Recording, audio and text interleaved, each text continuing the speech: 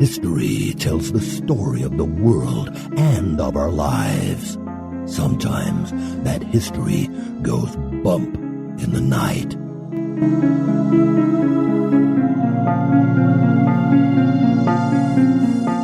Broadcasting from the center of oddity and the supernatural in Central Florida, it's the History Goes Bump podcast. Hello, you spooktacular people. Welcome to this 102nd episode of the History Goes Bump podcast. Ghost Tours for the Theater of the Mind. I am your host, Diane. And this is Denise. And on today's episode, we're in Oklahoma again. We're traveling to Oklahoma City to check out the Skirvin Hotel. This was suggested to us by our listener, Samantha Wilson. And we got research assistance from April Rogers-Krick once again. And Denise, it was really interesting. I had pointed out to April, without intending to, we did the 101 Ranch on the last episode, which also happened to be episode 101. Yep. It just happened that way. We didn't even plan it that way. And then I was like, I didn't look back in the calendar on January when I was setting up February. And I was like, oh no, I put Oklahoma locations back to back with each other, which we try to, spread it out a little bit more. Right. But April pointed out, well, you made a perfect road trip here. You started in Dodge City, you came over to the 101 Ranch, and now we're going to the Skirvin Hotel. So there you guys go. You got a road trip. Road trip compliments of History Goes Bump. And we didn't even mean it. Before you head out on that road trip or join us for the rest of this show, please check out our website at historygoesbump.com. Denise, if people want to send us any feedback, where can they do that? They're going to do that at historygoesbump@gmail.com. And we got some feedback over on the fan page. One of our listeners, Michelle, she is from Ponca City. She was looking forward to listening to the 101 Ranch because she's from that city. Oh, very cool. And Anthony said that he found us from Bizarre States, and so he's been working his way through all of the podcasts, and I just told him, binge. We're fat-free, so nothing to worry about. We had another listener ask us about if we've been watching Mercy Street, Denise. I think we better get on that because we keep going, no, not yet. Of course, it is past this old lady's bedtime. I know that's part of the problem. We watch Downton Abbey and then it's like, oh, we need to go to bed. Here comes Mercy Street. My sister says it's awesome. I have heard that from several people, but I barely make it through, if I make it through the second showing of Downton Abbey, so I don't know that I would make it at all through Mercy Street. And we got a message from Sheila. She says, hi, ladies. My name is Sheila. I'm an over-the-road truck driver, and you keep me great company. I love everything about the podcast. I especially like when I hear stories about places I've been near.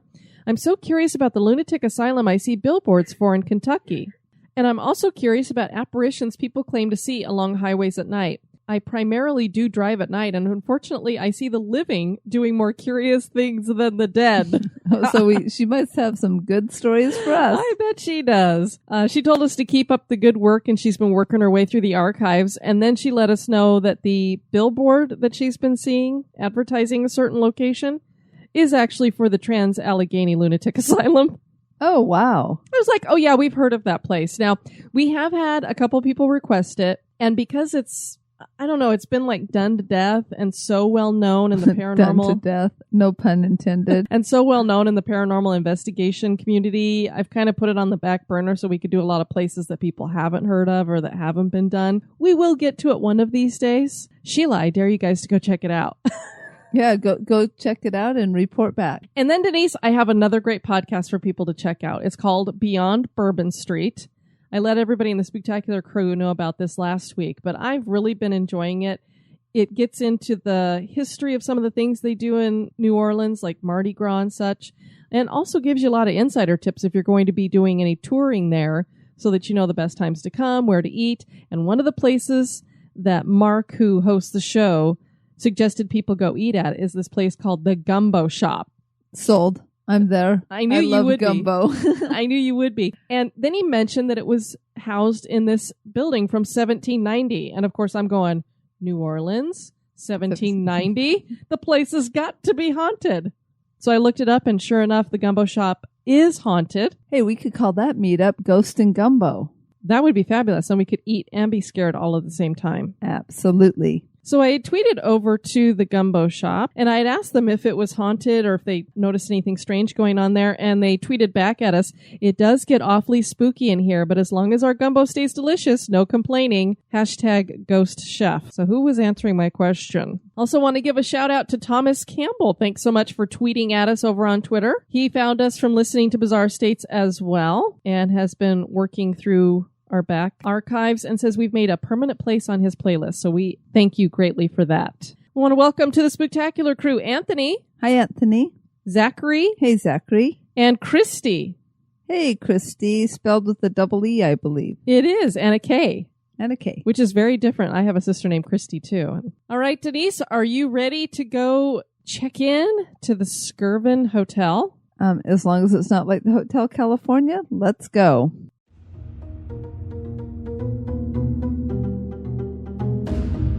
Become an executive producer of the History Goes Bump podcast for as little as $1 a month. For $5 a month, you can access exclusive content like the Haunted True Crime Bonus Cast. And for $10 and above a month, you get all that plus awesome History Goes Bump gear. Check out patreon.com/historygoesbump for more information. Or you can give us a one-time donation by clicking the donate button at historygoesbump.com.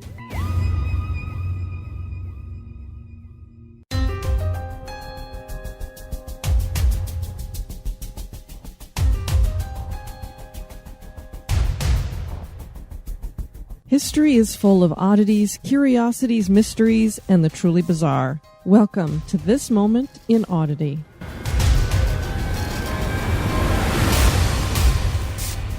Heribert Illig believes that much of what we know about the Middle Ages is just made up, and he calls his theory the phantom time hypothesis.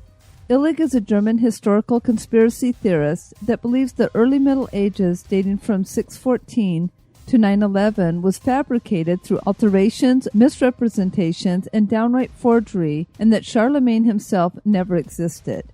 Part of the evidence he points to is the fact that Romanesque architecture is seen in the 10th century, so only half a millennium could have passed since the fall of the Roman Empire. He also points to the lack of archaeological evidence. Who did this and why, according to Illig?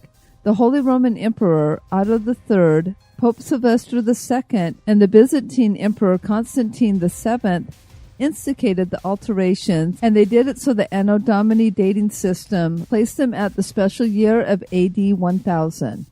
Let's not ignore the fact that more than Europe's history would have been altered to support phantom time. The papacy history and Islamic history would need changing too, as well as many other regions, including Asia, whose Tang Dynasty observations on solar happenings like Halley's Comet are current and match the calendar without phantom time.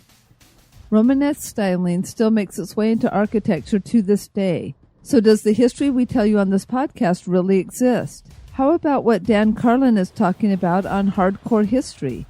Stuff you missed in history class is probably just made up too. Perhaps the time you are in right this very minute doesn't exist. This is all just a figment of your imagination. A big ball of phantom time. Now that certainly is odd.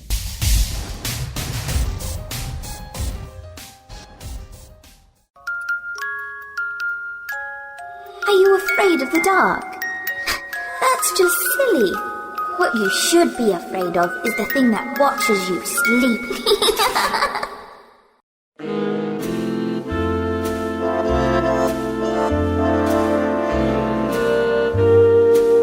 This day in history.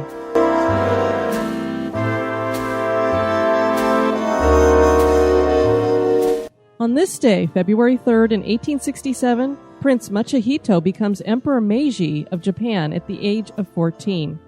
Emperor Mutsuhito adopted the reign name Meiji, meaning enlightened government, and ruled in that name from 1868 to 1912. Emperor Meiji presided over a time of rapid change in Japan, as the nation rose from a feudal shogunate to become a world power. He supported the growing popular consensus on the need for modernization of Japan along Western lines that had developed as a result of the country's resumption of contact with other nations after a 250-year period of cultural and economic isolation. The restoration of the emperor as sole ruler of a unified Japan came to be known as the Meiji Restoration. Emperor Meiji's advisors believed that the strength of Western nations depended on constitutional government for national unity, on industrialization for material strength, and on a powerful and well-trained military for national security. Most Japanese took to Western technology with enthusiasm. Between 1868 and 1885, Japan acquired postal services, a telegraph system, railways, banks, and steam-powered overseas shipping lines. Universal education was introduced during the Meiji era, which was intended to produce a high level of literacy and knowledge of science and to infuse children with traditional morality and virtue.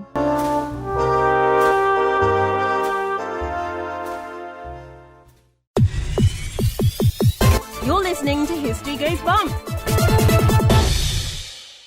Westward expansion was pulling people from the east into the Wild West. Oklahoma City was a boom town from 1898 to 1909, and many people flocked there. William Skirvin was one of those people who came to Oklahoma City, and he built a hotel that has survived into today.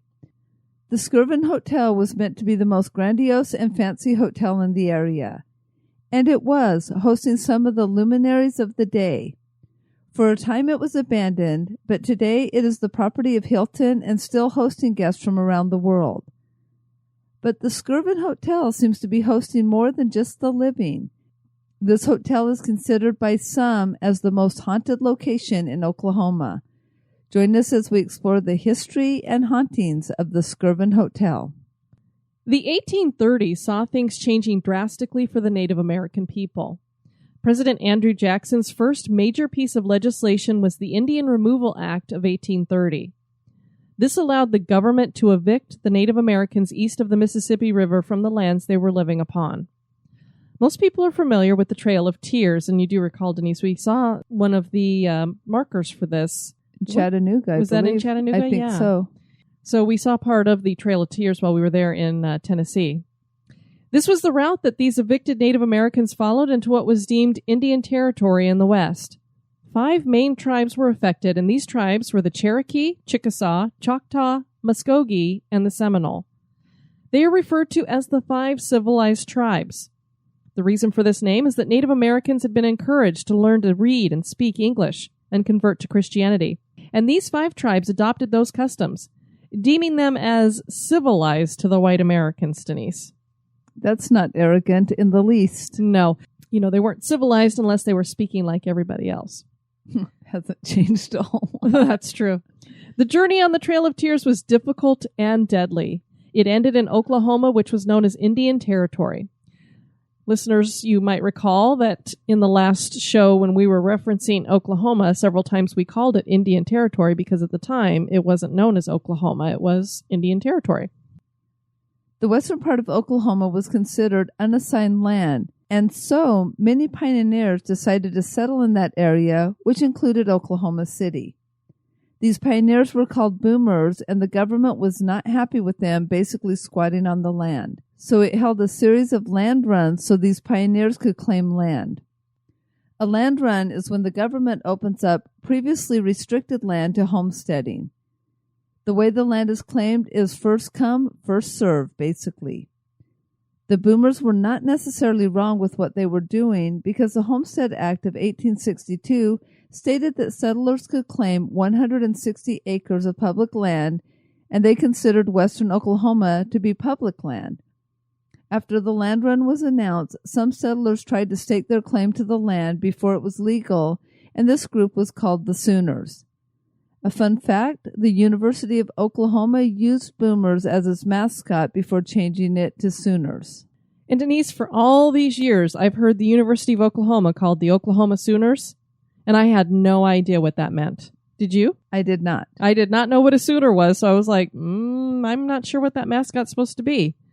So I thought it was interesting that they started off with what they were originally called were the Boomers, and then they became the Sooners. And I'm assuming that they got that name because they got there sooner than anybody else. It's the only thing I can think of where that name would have come from.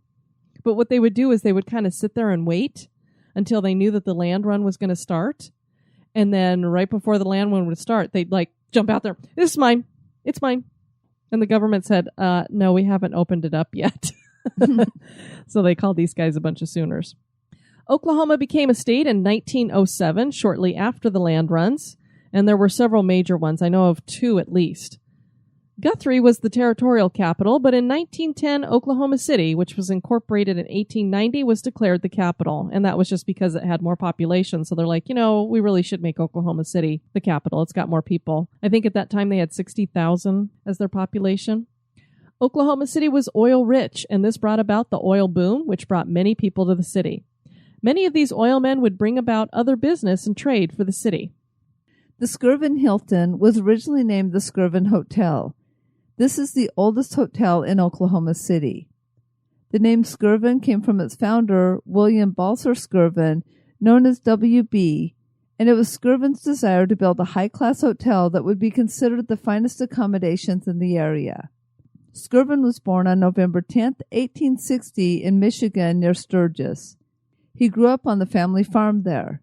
Skirvin's mother died when he was 8, and his father left for business, leaving Skirvin and his sister in the care of their grandmother.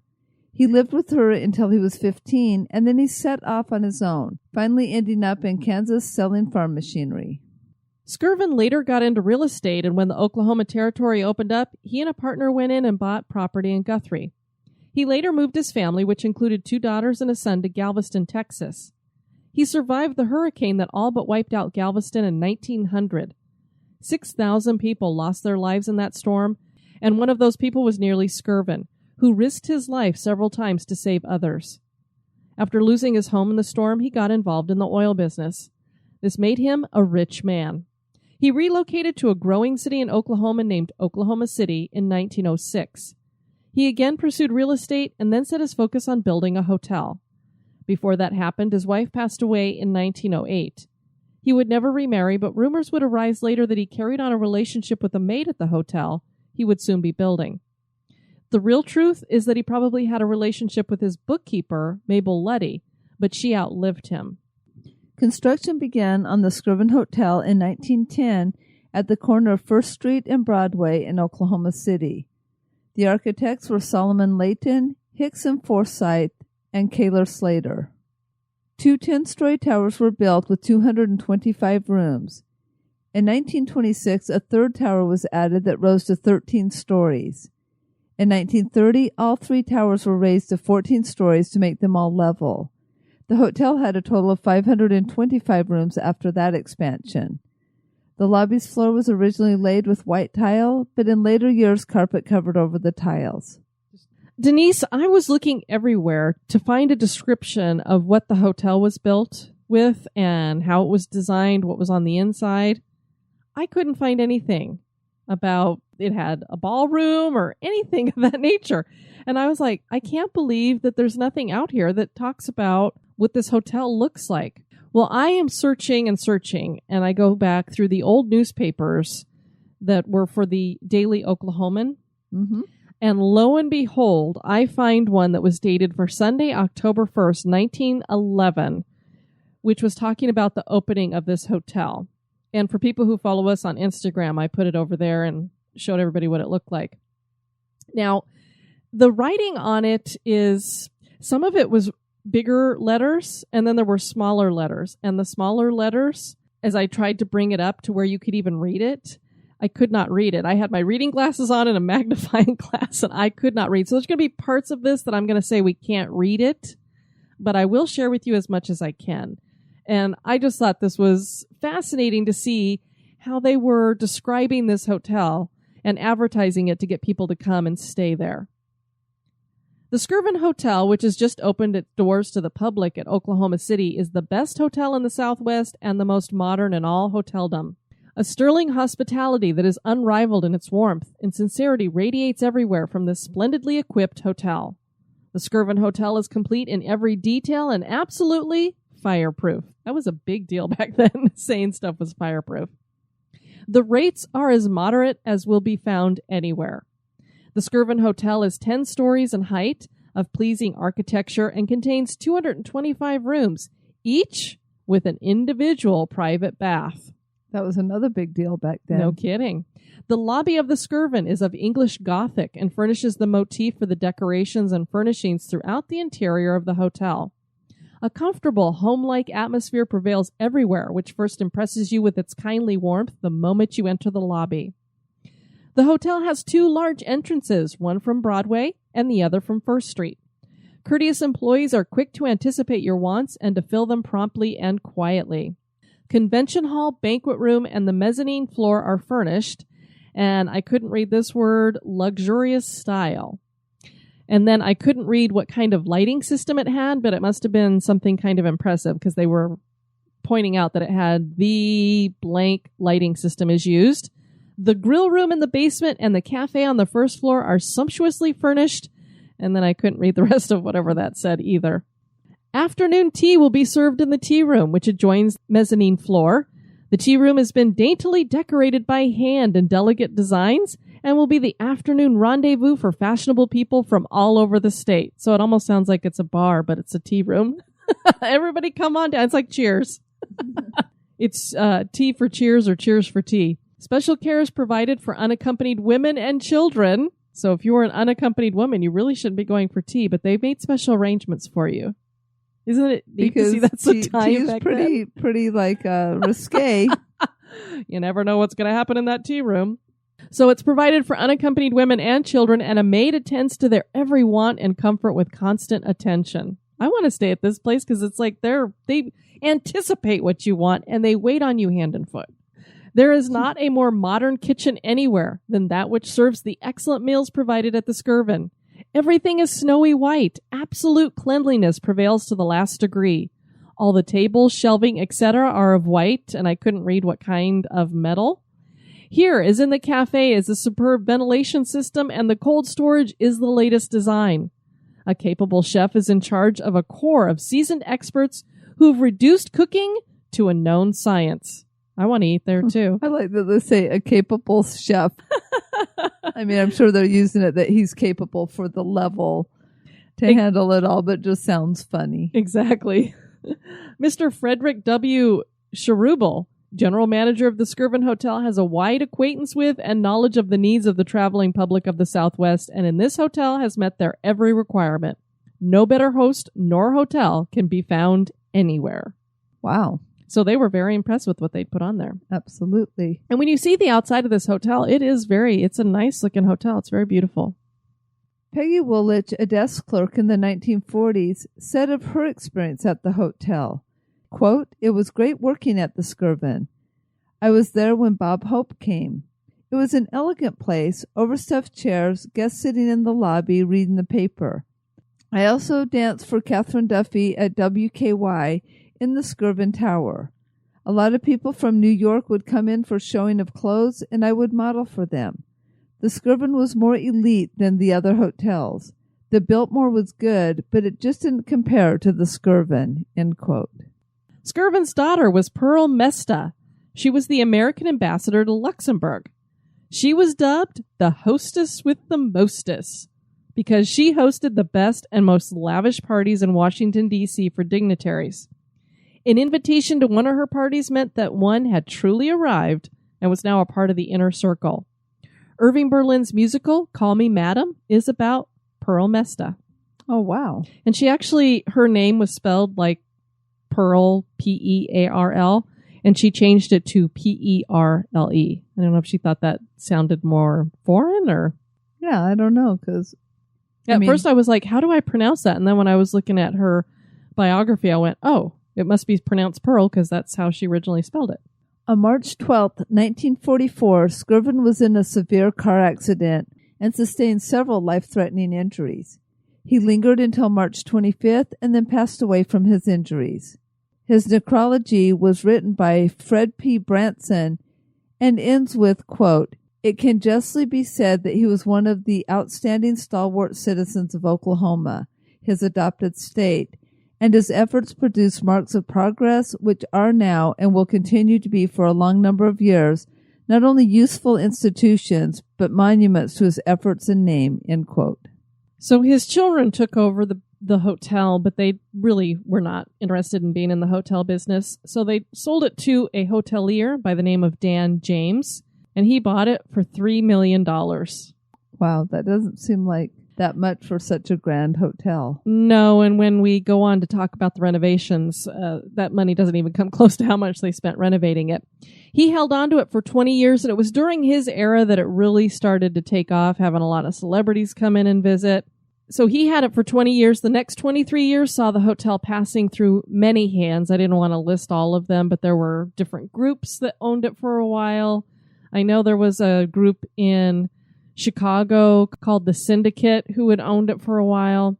Some of the famous people that stayed at the hotel included Jimmy Hoffa, so now we know where he's at, Roger Staubach, Harry Truman, Frank Sinatra, Dwight D. Eisenhower, Elvis, Mikhail Baryshnikov, and, as you heard earlier, Bob Hope. The hotel was segregated during much of this time, and blacks could only enter if they worked on the custodial or banquet staff. The Skirvin Hotel was added to the National Register of Historic Places in 1979. Nearly 10 years later, in 1988, the hotel closed. It stood abandoned for 15 years, but after a $46.4 million renovation, it was opened once again. Interestingly, before this project, a Native American group came in with a proposal to turn the hotel into a casino. The restoration tried to bring the hotel back to its historical roots by incorporating the same designs in the tiles, ceiling treatments, and moldings as the original hotel.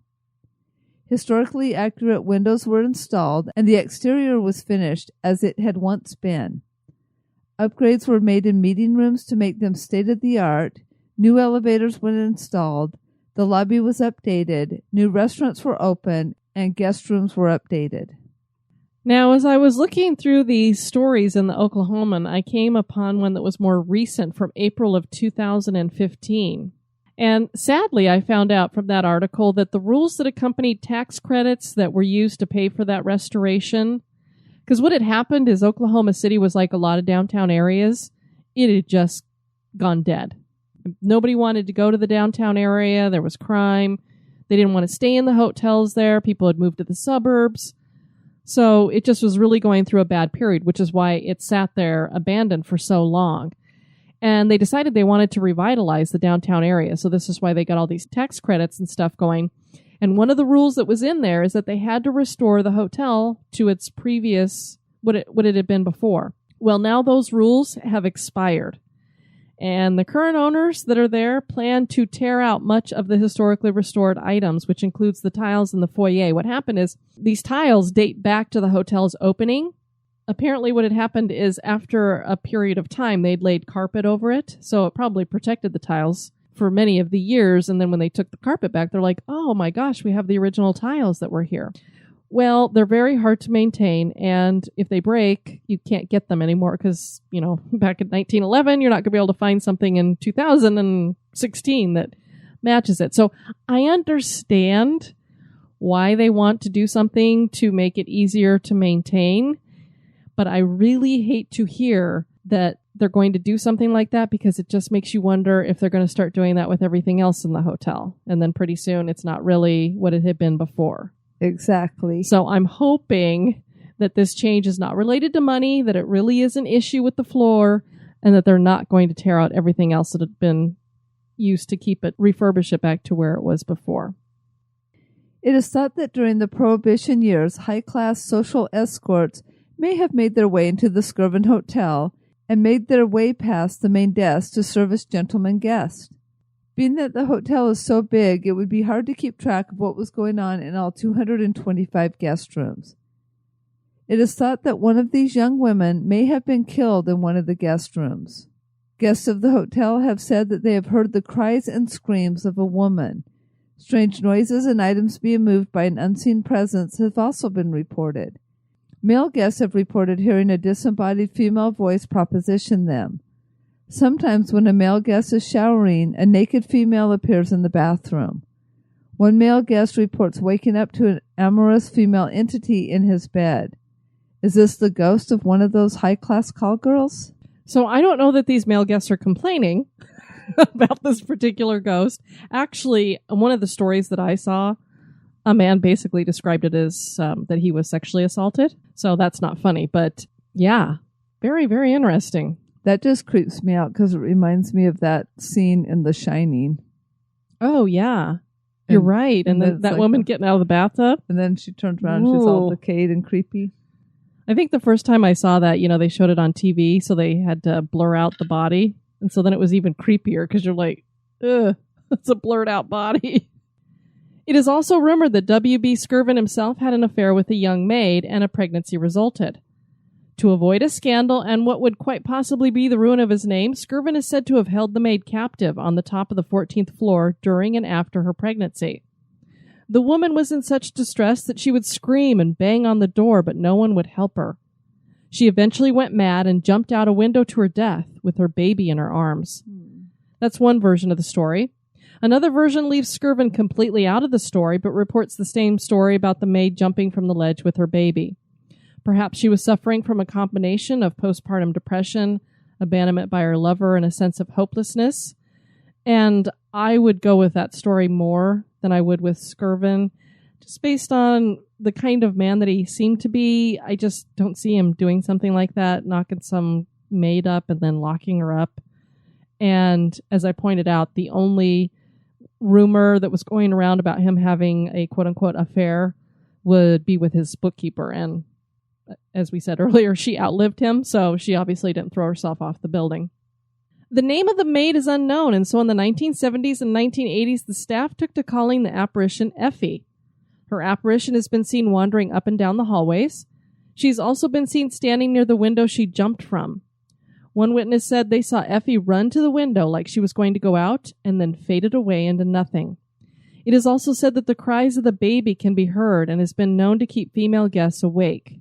That would be horrible. Oh, I can't even imagine a ghostly baby cry. Right. The cleaning carts have been seen rolling up and down the halls with no staff in sight as well. Starting around 2010, after the Skirvin had reopened and the Thunder basketball team moved to Oklahoma City, other NBA teams would stay at the Skirvin when coming into play. The New York Knicks claimed creaks and groans caused a sleepless night that then caused them to lose the game against the Thunder the next night. Sure. Excuses. A player for the Chicago Bulls could not explain why his bathroom door slammed shut and why there were strange noises out in the hallways. A player for the Phoenix Suns woke to find his bathtub filled with water. We had another haunting in which this phenomenon happened too. Sports commentator Reggie Miller phoned into the Dan Patrick radio show to talk about the NBA playoffs. He mentioned his experience with Effie the ghost. Miller said when he went to bed, he placed his water bottle on the nightstand, and when he woke up, it was somewhere else. For him, this confirmed the legend of Effie. Or he was getting up in the middle of the night, taking a swig and moving it somewhere else and forgot. I find it interesting that you have all of these basketball teams that have come there and they've all had experiences. These are not guys that are going to make this up. Probably not. Although, like you said, it's, excuses, but I don't know. It's not like it was just one team. It's a lot of teams coming in and saying that. Something's going bump in that hotel. Jesse Powell was a security guard who worked at the hotel during renovations. He wrote, quote, "I actually worked security during its renovation. I worked while the building was being cleaned and restored. I could tell you for sure that the building is haunted. My partner and I were up on the 6th floor looking out a window and we heard someone running up the stairs. The building had been locked up tightly and no one could have possibly gotten in, so we took off down the hall and up the stairs. Me at one end, my partner at the other. We ran all the way up, checking each floor and found no one. Many times we heard people in the hallways and looked out and found no one there." End quote. So this is more than just hearing a baby or a woman. They're hearing people in the hallways, which makes you wonder if that's a residual party or something. Exactly. A cook has claimed to hear pots and pans banging into each other at night, and upon investigation found no one else in the kitchen. Guests report other strange oddities. Could it be that some spirits from the past are still making the Skirvin their home? Is the Skirvin Hotel haunted? That is for you to decide. Well, as we said on that one list, it made it as the #1 haunted place in Oklahoma. Our next episode is going to feature a castle in Scotland. We're going back to Scotland again. Oh, very nice. This is Glamis Castle, and this one was suggested to us by Heather Williams. So thank you for that, Heather, and I think people are going to enjoy this one. There's a lot of legend and lore with this castle, and the royal family has deep connections to it as well. Oh, very cool. Before we close out the show, we got a couple of reviews here to share with everybody. We got a 4-star review from Blankany0213. I love the mix of history, ghost stories, and the oddities. The hosts are funny, and you can tell they put a lot of work into researching a particular place. I'm also in Jacksonville, Florida, and hope to meet up with them on their next adventure. Keep up the good work. Well, we'll have to let you know when we're up in the Jacksonville area, or maybe you'll have to shoot down and join us in St. Augustine sometime. Yep, because we do go there quite often. Yes, we do. Tracy 1869 Reds. History told with a twist of scary, 5 stars. When I found this podcast, I could not quit listening. The hosts do a great job in mixing history with the paranormal. Great content and awesome research are told in a way to hold your attention. You can also tell Diane and Denise love what they are doing. Thank you. Keep them coming. Well, we most definitely will do that. And 5 stars from Tawillia. Love haunted history. I've been listening for 9 months or so. I have a bachelor's in history, and I love the added history the Spooktacular crew digs up. The only thing I struggle with is the volume between bits is not leveled out. I hope we've taken care of that issue. I'm a team truck driver, and when I listen, I am always having to reach for the volume control to adjust. Still giving 5 stars. Love the show and have seen the improvements. By the way, my husband and I are always on the lookout for haunted tours. Well, let us know what you think of some of them that you've done along the route. Absolutely. We love checking out haunted tours when we travel, so. Yeah, I'm sure there's a lot along the roads that they are hitting. And something I mentioned to Sheila, the other truck driver that we mentioned earlier, is thank you to the truck drivers who keep this country running, because without them, it wouldn't run. Nope, we wouldn't get any of our things or food. We want to thank everybody for tuning in to this episode. I've been your host, Diane. And this has been Denise. You take care now. Bye-bye. This episode has been brought to you by our executive producers. And we want to welcome new executive producers, Rhonda Williams and Mary Beth Gardner. Thank you. Want to keep the spooks away? Give us a review.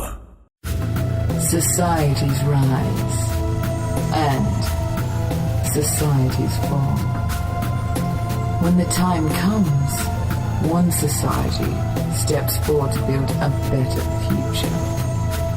The Wicked Library, Kettle Whistle Radio, Night Story Podcast, Prog Watch, Red Horse Radio, The Lift, History Goes Bump, Listen, the M Writing Podcast,